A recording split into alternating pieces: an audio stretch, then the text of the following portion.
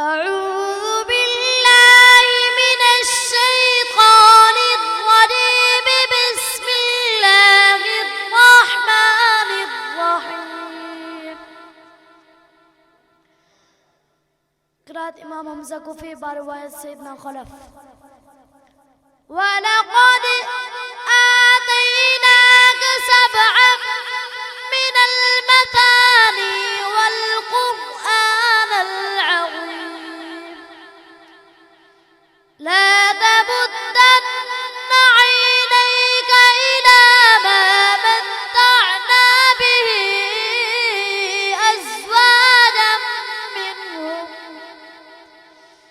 أزواجا منهم ولا تحزن عليهم واخفض جناحك للمؤمنين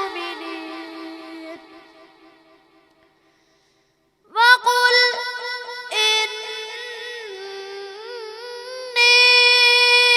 أنا النذير المبين. كما أنزلنا على المقتسمين الذين جعلوا القرآن عضين. فوربك لنسألنهم